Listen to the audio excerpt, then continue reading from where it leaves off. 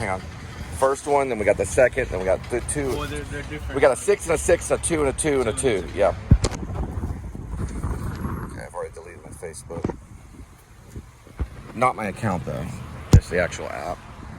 You got 2 item or what? 6 item? 6 item. Let's go ahead and do it on this side right over here.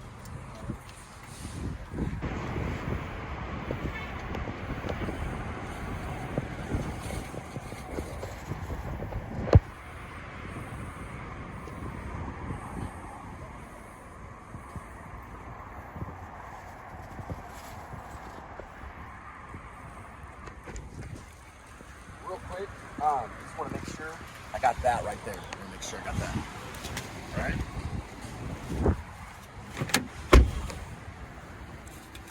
Somebody messed with you before? Nah, I'm dealing with a hacker. Just don't worry about it. That's why I'm keeping track of everything, because sometimes they communicate. It's one out of Hollywood. It's no big deal. I used to be in Hollywood. All right, go ahead and shut that door right there, and I'll figure everything out. You got everything good? Good to go. Yep, God bless. Vince! Come here. He has no labels. None of them are labeled properly. Yo! None of it's labeled. You don't have any labels on any of the items. Whoever Vince is, his name's Vince. Go get Vince. You're Vince. You don't have it labeled. Nothing's labeled. You have to have it labeled. It says it on the app. Each item is labeled with the customer's name on it.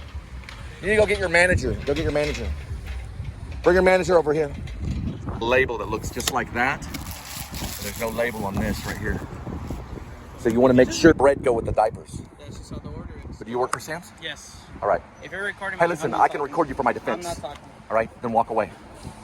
All right, you do your job, sir. Walk away. All right, we'll call the police. What's your name? My name is fuck you. He threatened me. They were threatening me. Right there with those sprinters on roadie, I can make $500 a day. And my family on my father's side can afford one of those too. They probably have one that just sits in their garage and they don't even use it. My aunt's a billionaire. She's got about $1 billion. She could afford one right now, but she wouldn't give me a penny if I was on fire.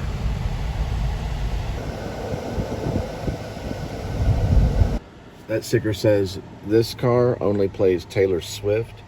Taylor's version is what that says. And I have a requested Taylor Swift and the casting options of Rib, parentheses or Dog Night Out, close parentheses, dash, Shepherds of Alaska, the major motion picture Shepherds of Alaska. I have requested her to be the lead in that movie. Alongside her competition there would be Robin Wright, as in Robin Wright Penn. I'm going for 2 different, basically generations. Meaning, I want to try 2 different generations. I think that's something right there. Yeah, I gotta redo this because they don't know the thingy on the thing on the toll.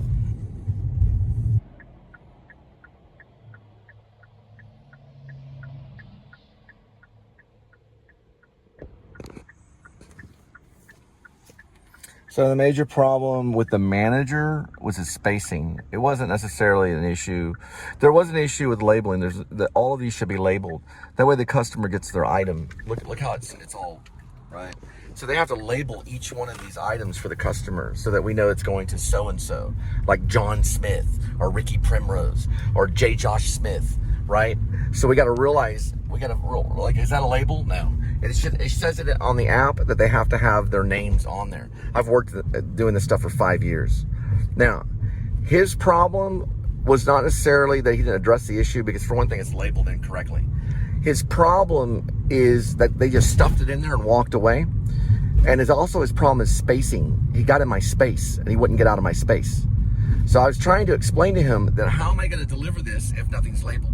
Well, that goes to that and that. Well, I have to figure that out, don't I? Then he just stayed in my space. I said, get out of my space. He wouldn't get out of my space. I said, walk away or I'm going to call the police, right? So he was getting in my space. That's an issue at hand, right? We know they did it wrong, but then they get in your space and they stay in your space. He cannot stay in my space or I will call the police on him.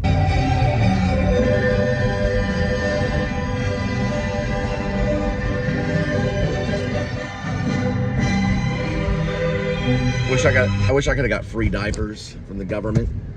That's where these people get this stuff from the government for free. All these Spark deliveries are pretty much free. They don't pay for them. Free diapers. What's up, SA? Rib out, bitch.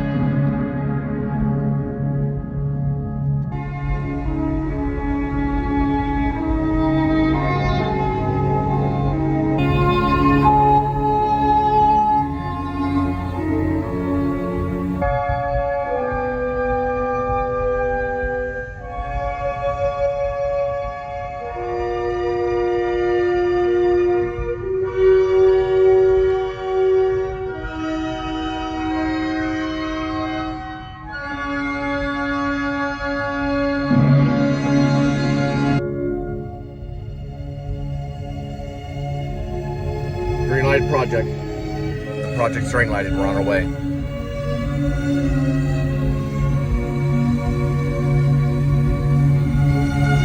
We'll take it by force.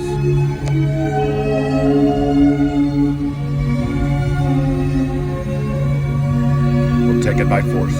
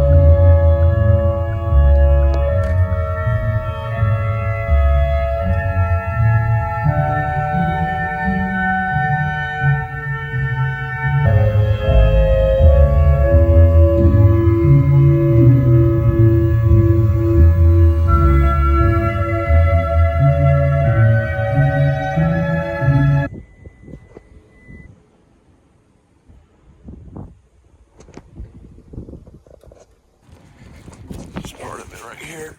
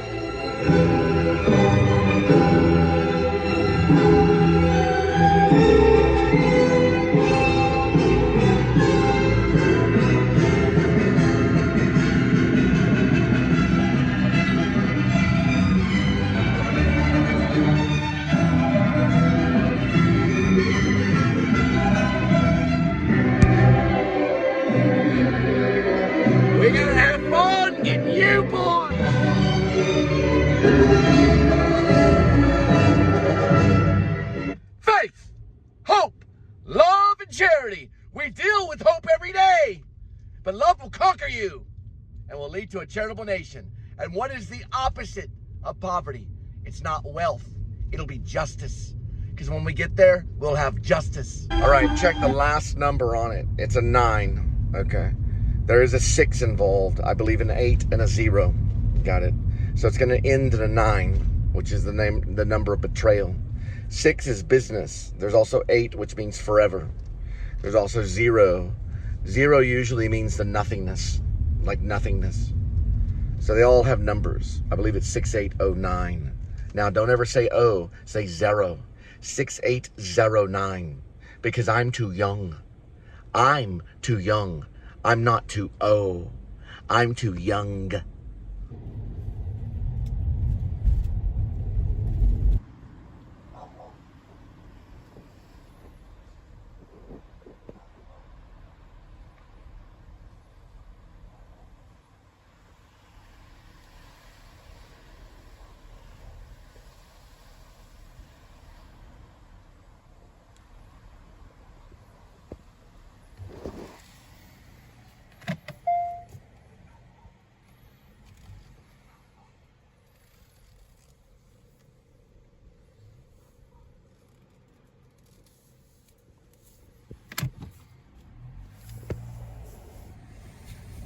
They will do everything in their power to simply betray you, the Mexican American. He will do everything in your power to simply betray you. Okay? He doesn't care about money. He didn't care about any esoteric idea. He is Judas Iscariot. The Mexican American is Judas Iscariot. They jumped that border to betray you and your family. They chop people up over there in Mexico to betray you. And Mexican Americans work with the cartel to betray you. It's probably the reason my sister was killed. It was because of the cartel. So the Mexican American will only betray you. That's all they care about. They don't care about anything else. They have no love in their heart. Most all of them are Catholic and they worship a false god. They're evil people and they will be stopped.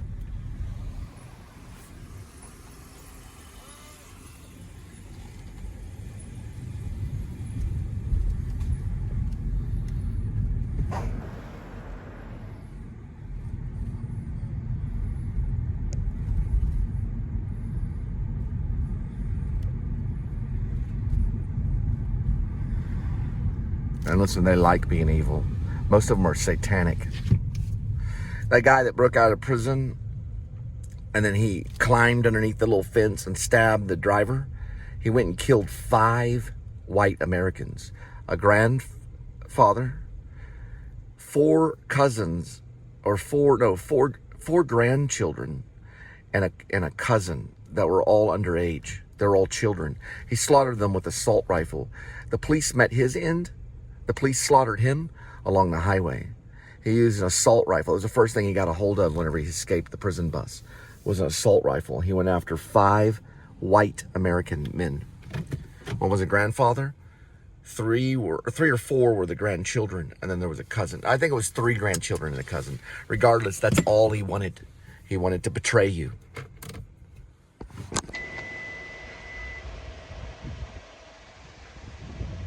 He only cares about the ocular proof.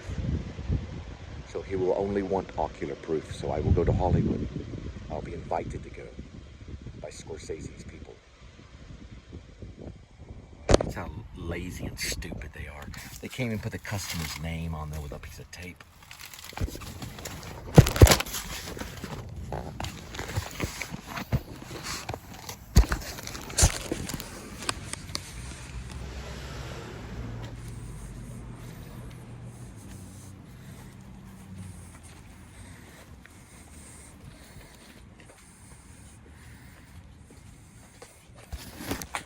How stupid they are. Don't even touch their packages.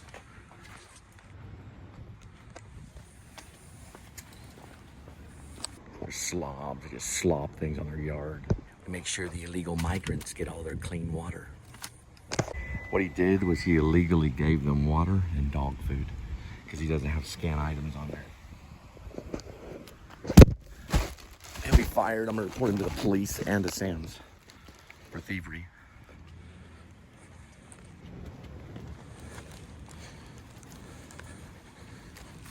He lied.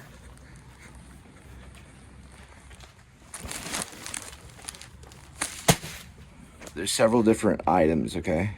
There's 2 batches that have 6 items. So 6 for one customer, 6 for another customer.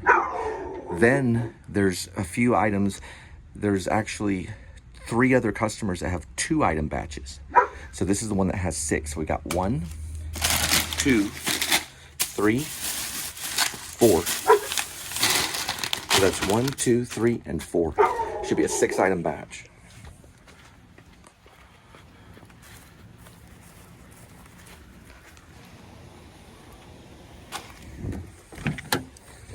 Either this would be 5 and 6, or this would be. So this is probably another item because they have a dog.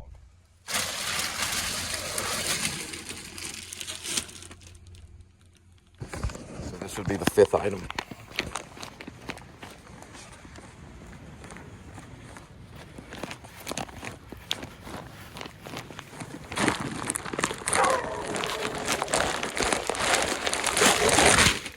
Two, 3, 4, and 5.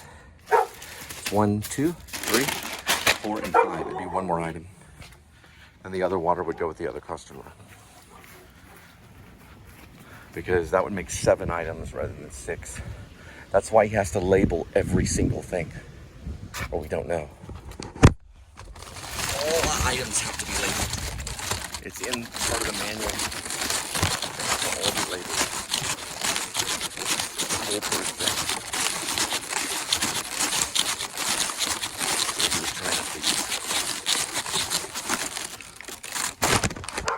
One, 2, 3, 4, 5, and 6. Those are his items. Good luck.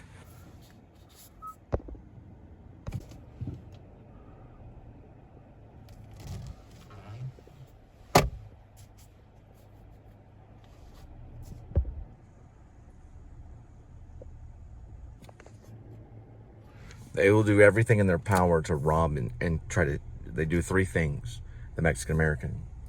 First, he'll try to rob. Then he'll try to kill. And then he'll try to destroy. He mostly wants your soul to go over to Satan. That's his most important thing. That's how he destroys with a lake of fire. So they can kill you, but that's just a martyr. They martyred Channing Freelove. That was done by Mexican Americans. Actually, it was done from a Mexican mafia, but whether they were in America or not, they're probably all citizens and living in Beverly Hills. Now, they ordered the kill from 2 black men. So the black men were the hitmen against Channing Freelove. It was done by the Mexican mafia. Now, the first thing they'll try to do is they'll try to rob you. That's the first thing they'll try to do, is rob you.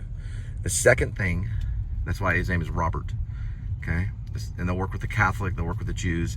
They'll do whatever they can to try to rob you. The second thing they'll do is they'll try to kill you. That's just a martyrism. It doesn't mean that you'll go to hell and to the lake of fire. That's their main goal, is to make you go to the lake of fire. And that's to destroy you, and destroy your descendants, to destroy your family. That's what the Mexican American is here for. He's here to rob you. He's here to kill you. And he's here to destroy your family.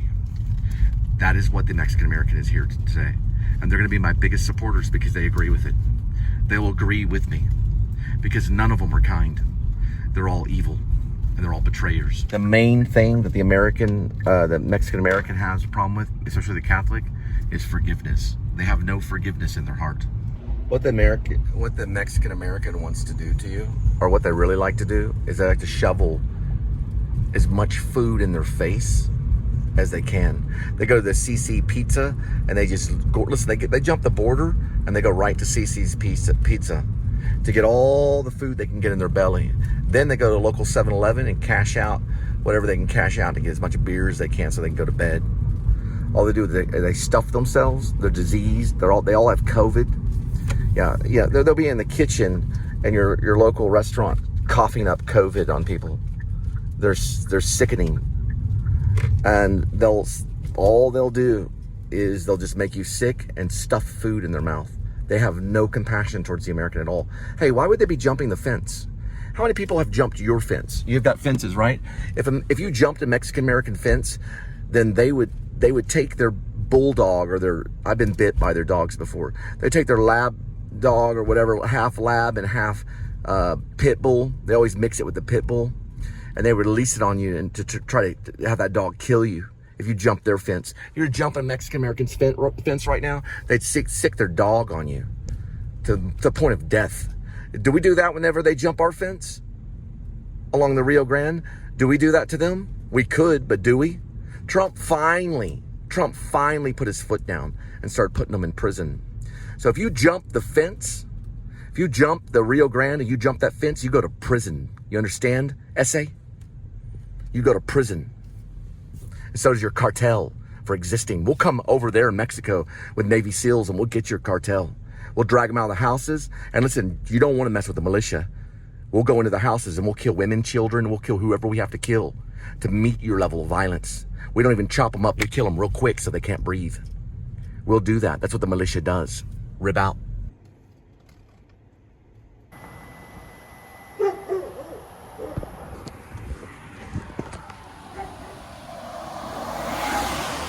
That was a Mexican right there. All right, we're gonna find everything.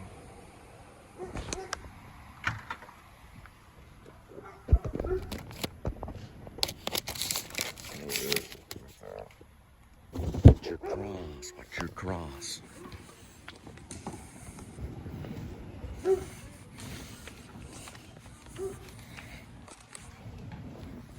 That means our vivid's out.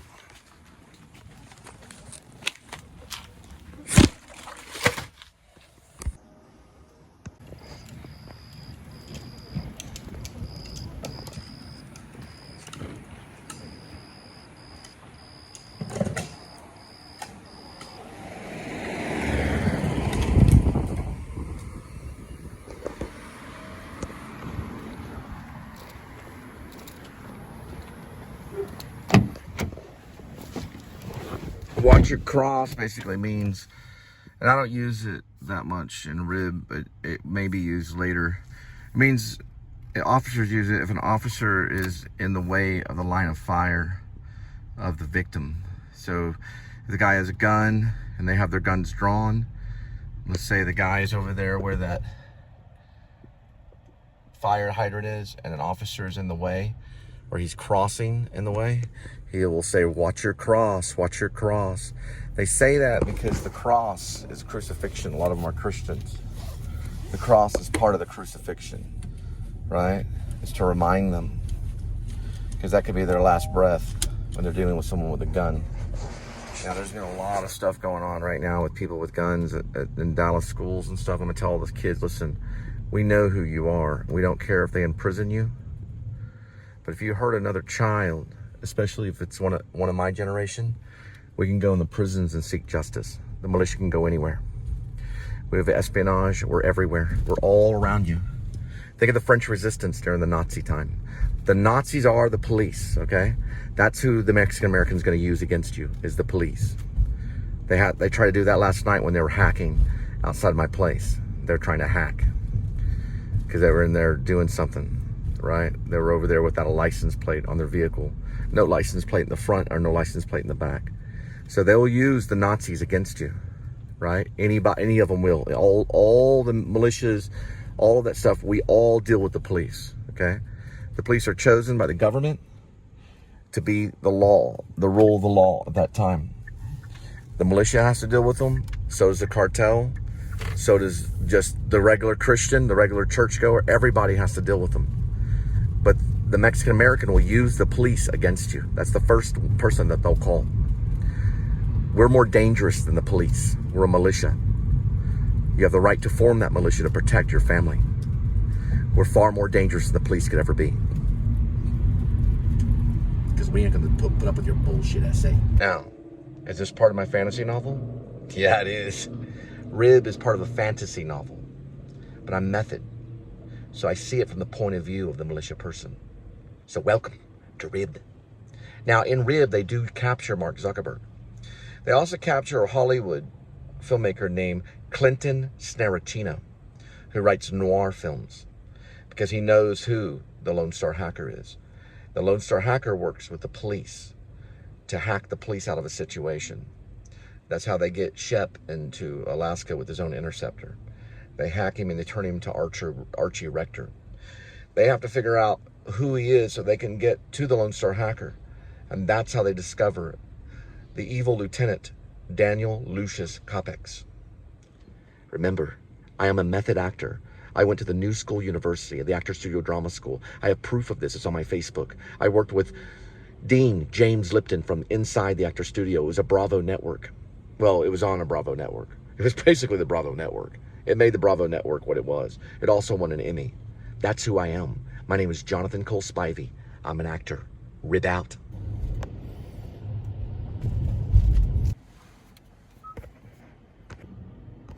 Now, Jed Wilson had a brother. His marriage was affected by Facebook.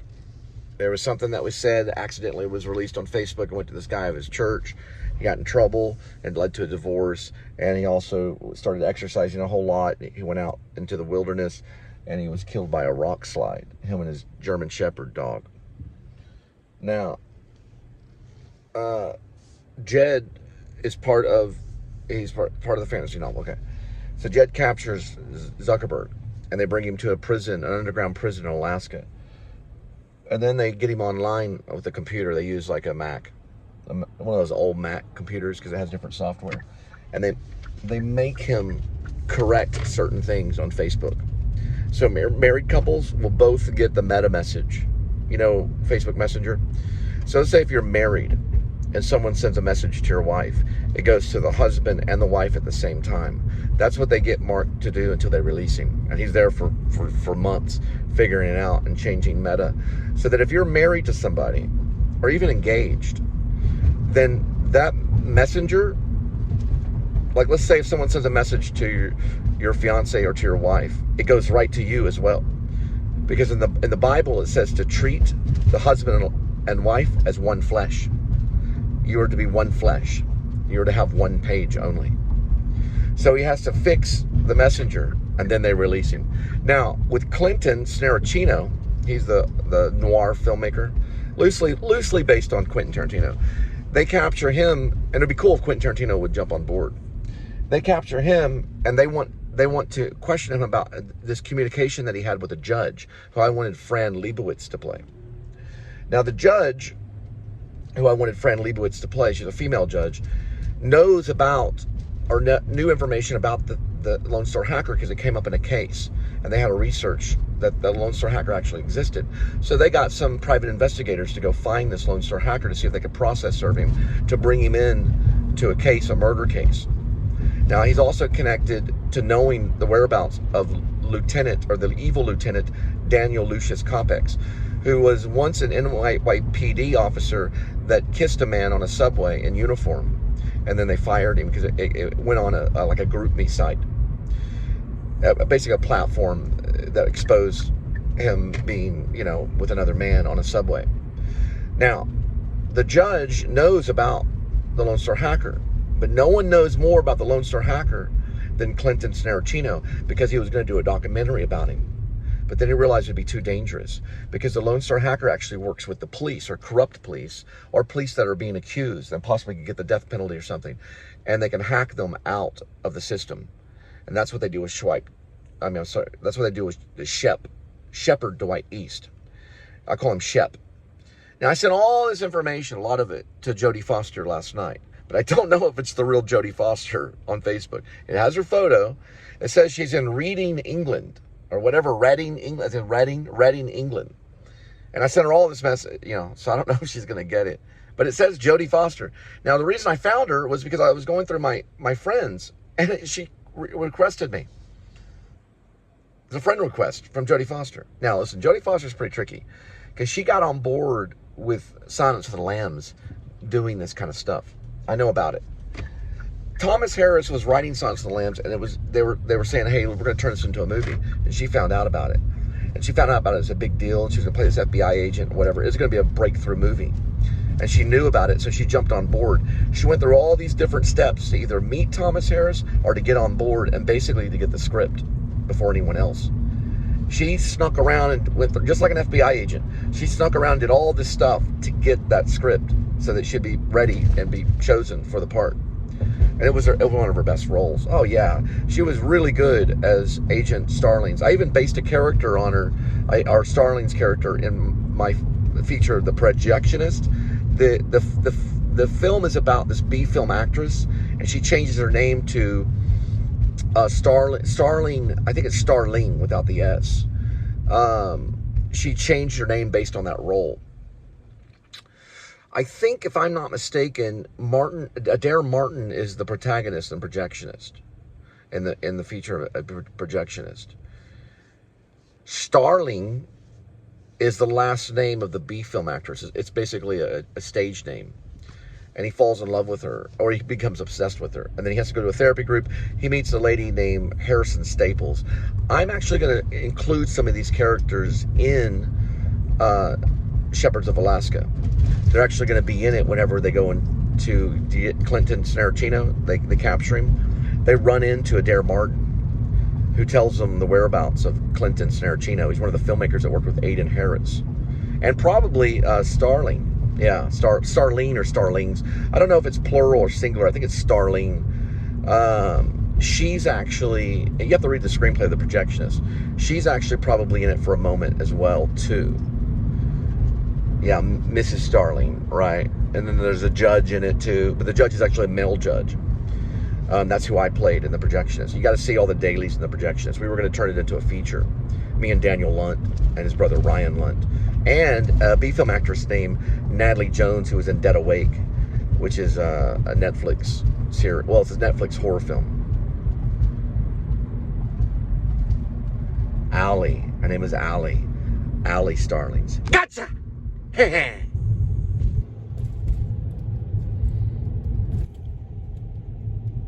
Remember, the word will outlast the heavens and earth. My words and my movie, well, my book, my novel, it'll outlast all your movies. I promise you it will. The word will outlast the heavens and earth. It says it in the Bible. So my book will outlast your movie. So you don't have to turn it into a movie. I don't care. My book will outlast. That's why Quentin Tarantino writes books. He knows that the book itself, the novel, will outlast his movies. And they probably will. He's actually a pretty good novelist. I like a lot of style. I do a lot of style in my novels. Quentin's pretty upfront, and I did read Once Upon a Time in Hollywood. I read a lot of it, and it's pretty good. I'm like, hey, this guy's a novelist. So he would be really good to bring in Shepherds of Alaska, because remember, what people don't realize is that the dwarf is writing all of this. He also has a podcast. There's a scene where he goes to, I get back onto that. There's a scene where he goes to New York to do a podcast. He also has a novel that he's writing, which is called Shepherds of Alaska. It's the name of the novel that the dwarf is actually writing. That's why I want all the actors to watch two movies. The Never-Ending Story, which is Ella Fanning's favorite movie, and Dr. Strangelove. Those are the two movies I want everybody to watch.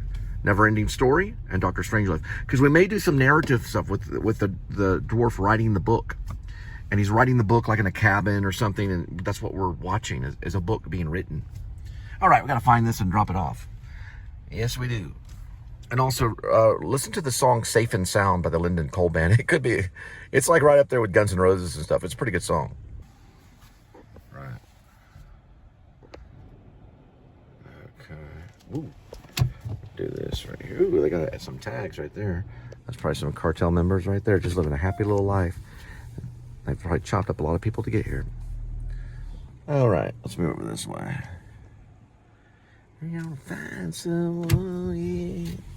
You're gonna find someone. Yeah, Linda's actually improvising in that song in the background. It's a really good song. 1308. Yep, it's right here. She improvs during that whole song, talking about her finding her brother. The number is 4. This one for sure. 100%.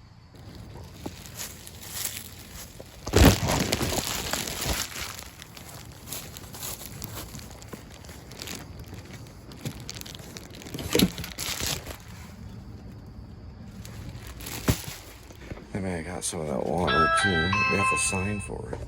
I gotta wait for them to sign. Maybe I can call them.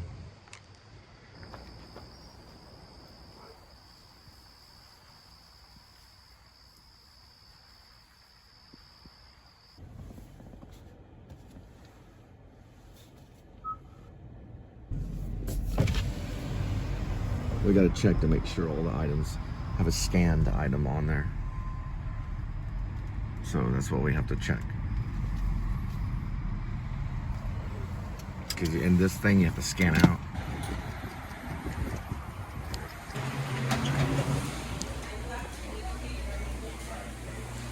It smells like ass in here.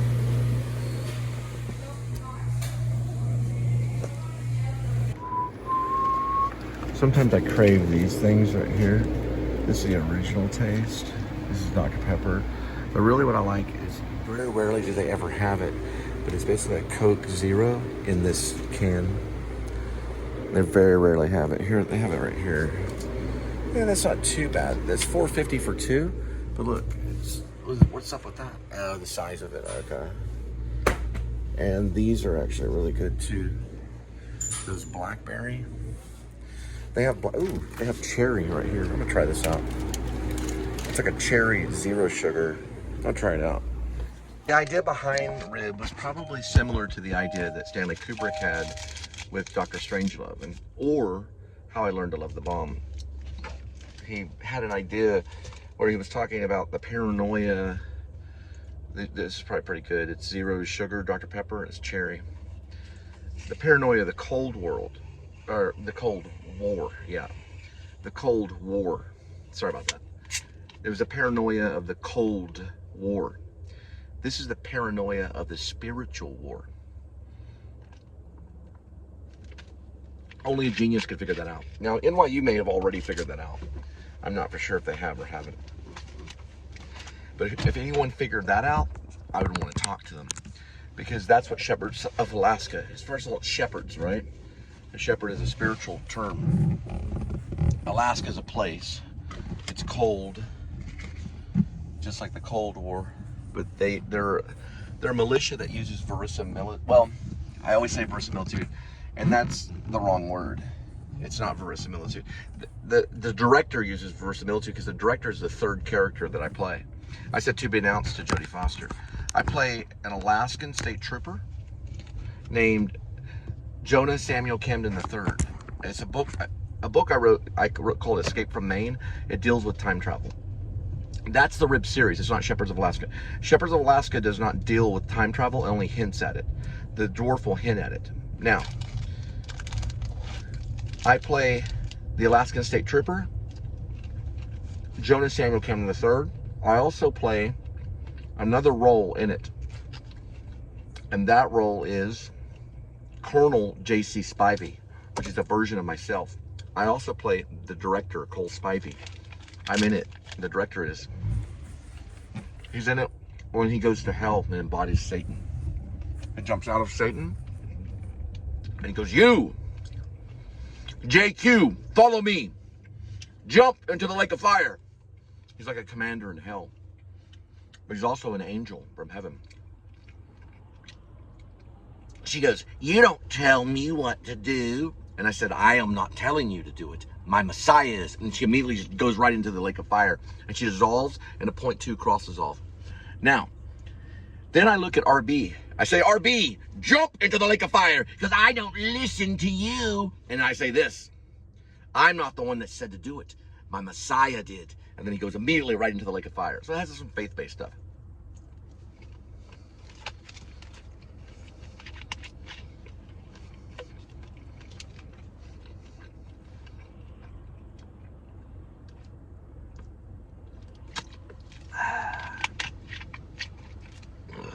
So the Divine Comedy has something to do with it.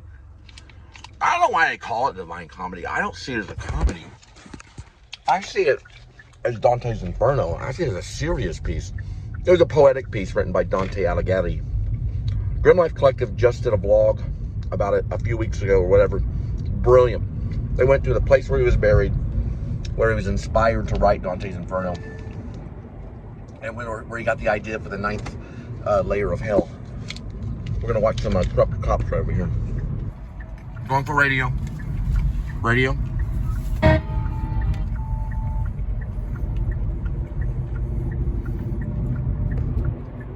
They got her right there. It's a female. They're probably gonna rape her. Now go over this to radio. Go here to this right here. 9:38, Thursday, April 17th, 2025. The Krupp cops are right here. And they do have a blonde lady that's out of her vehicle. They're probably getting ready to rape her. Over, rib over. They're Fort Worth police, they're corrupt. They may not rape her tonight, but they'll eventually try to rape her for sure. They'll probably try to sodomize her. Rib over. Love me some sausage. Those cops are going to hell.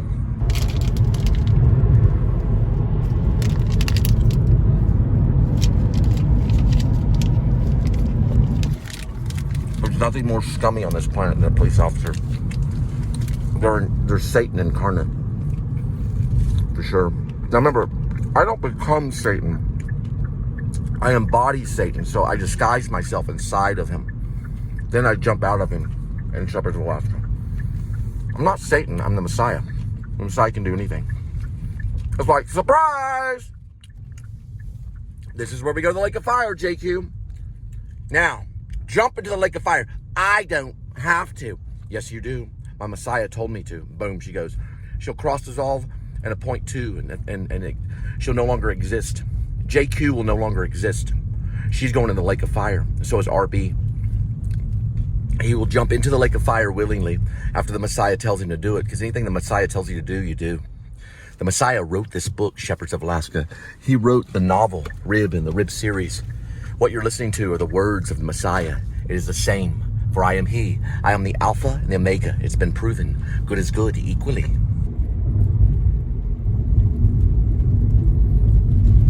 Remember, only the devil laughs, and only the devil smiles. Usually those are empty, so they're not Krupp cops, they're just dummy cars. Like during the revolution, those cars will be set on fire.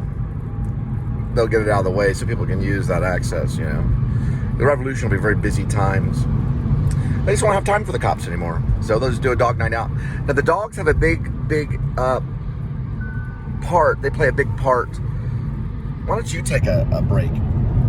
The dogs have a big part because they're the dogs of war. They are a big part in the war. What do they do when they come after you? They bring dogs, right? They bring German Shepherds. Now, this will be the displaced people on the streets that have their own dogs, which the police will try to start taking from them. They'll basically rob these dogs for different reasons. And the displaced people will defend their right. They'll defend their lives to keep their dogs. And that's when they'll start placing Overwatch, because Jed's going to go through these towns and train these displaced people to snipe. If you ever go to a displaced person, especially a homeless person, the number one thing that they talk about is cops. They're there because of the cops. They're on the sidewalk because of the police. That's what they'll talk about. They will talk about it to you. Ask them, why are you here? Ask them that. They'll say, the police were too hard. You know, they'll talk about the police. The police rape them. The police steal from them. And the police even kill them. It's been proven. There was a homeless guy in a park. And he ran the other direction. He got scared of the police officer because he had this evil look in his eye. The police officer did. And it scared him, and he ran off. The police officer took out his revolver and shot him in the back and got the death penalty, okay? So there is some justice. So they do rob, kill, and rape the homeless. They do. You don't see it, though. That's the thing. They turn off their computers and they do it. Daniel Hoytsclaw basically was raping black homeless women. Most of them had cars at a time. I think I'm in a weird lane. Oh, wow, I am. They had cars, but they were still mostly homeless. And Daniel Hoytsclaw is spending 263. I found out 263. 263 years. Trish did some research for me. She won an Emmy for the fire that took her. She's helping me spiritually with this. Daniel Hoytsclaw got 263 years for orally raping black women. I think 9 of them. They had 18 counts. And he did it with his sidearm at his side, meaning it was holstered, and his badge on, and his computer off. His computer was turned off. It was turned off. so he would not be traced. They can turn their computer off anytime they want to. They can also close their cameras, just like Collins did, and Payan when we were at the park. They didn't have their cameras on. I had my camera on, but only got their boots. Now, I don't know if Collins is still a police officer, but I don't think the camera was on. So Daniel Hoytsclaw basically orally sodomized these black women, and they proved it. And there was a lady that was the Internal Affairs officer that interviewed Daniel Hoytsclaw. I saw that interview. It's brilliant. That's what I told Jodie Foster last night when I sent her all the messages. I sent her messages on Facebook. It's probably not her account, but it says Jodie Foster, and the person tried to friend me. So it could be a side account that she has. People can have a side account. I mean, it's another account that she checks. And the Internal Affairs officer is based on her. I got to find out her name. She's an Internal Affairs officer. She found out the behavior of Daniel Hoytsclaw, what he did in the morning, what he did in the afternoon, and what he did at night. And you know what he was doing in the morning? You know what he was doing at night? And he was watching porn. He also had a fiance. That's Daniel Hoytsclaw. He's a Japanese police officer that's going to spend the rest of his life. He will die. He'll take his last breath in prison. And if he gets out, it'll be a danger to society, to everybody. He's very intelligent. He was able to rape all these women and get away with it, just like Ted Bundy. He didn't kill him, though. He didn't kill him. He could have. Now, in my story, Daniel Lucius Copex kills these migrants. They're mostly male migrants, young boys. He decides to kill this elderly man, and that's how the investigation gets brought about, because they find out the young men didn't have matriculate cards. They didn't have social security cards. They were just border jumpers that were over here. The old man had a matriculate card and had been here for more than 20 years, right? And that's the one he rapes. He also rapes he orally rapes someone, and then he rapes them in different ways, and then he basically kills them. He throws them in the Trinity. He also does the same to a dishwasher who goes missing too. That's a little bit older than the younger migrants. So he kills mostly migrants that either only have matriculate cards or that don't have socials. That's who he goes after, because they're basically harder to find. They just disappear. They end up in the Trinity. And the Internal Affairs officer, Wendy Willows, eventually learns this once the FBI agent, which I want Sean Penn to play, he's called Penn. He's called Agent Penn, as in P-E-N, spelled a little bit different than his name. I do that a lot with my books and stuff. It helps me organize the story. He actually gets in the tail of Daniel Hoytsclaw, but Rib is the one that actually apprehends him, because the police wouldn't do it. They thought he was just a lieutenant. They follow their orders. And he was actually a fake lieutenant. He hacked his way into the Fort Worth Police Department. He had already been dismissed at NYPD. He was a danger to society. He was already a serial killer, and he hacked his way in. He did it through hacking on a computer and sent all the mail to that department so they could just show up and eventually make a lieutenant. That's probably going on. There's cops that are felons and criminals in the Fort Worth Police Department. I promise you it's true. They're felons and they're criminals, and they're operating right now illegally. They're criminals. I promise you it's true. Most all of them are. Do the research. Be brave enough to do the research. And how would you do that? I bet Jodie Foster could. If Jodie Foster got on board, we could actually do the research, be method and do the research, and find out that these officers have different names. They changed their names so they could continue being a police officer, because they broke crimes, went on administrative leave. And who takes them? Fort Worth does. Why? Because we're a religious town. We're supposed to forgive. This is a spiritual town. We're supposed to forgive. And you cannot be a police officer if you have a felon. Almost every single Fort Worth police officer has a felon. I've done the research myself. Why don't you do the research? They also have fake names too. You think Chad Rohrer is his real name? Sounds like Chad Foyer, doesn't it?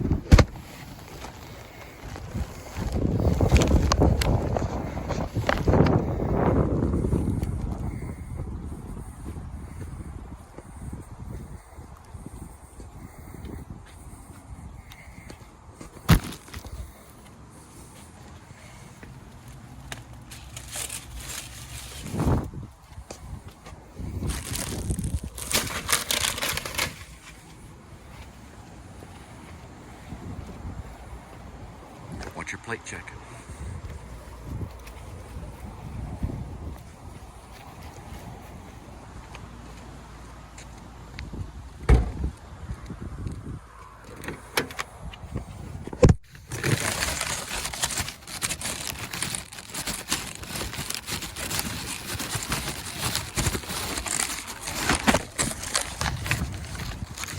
Those cops are going to prison.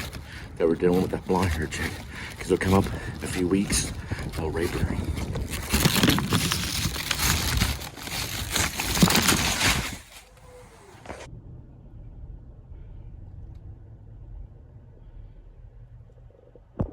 All right, we're in business.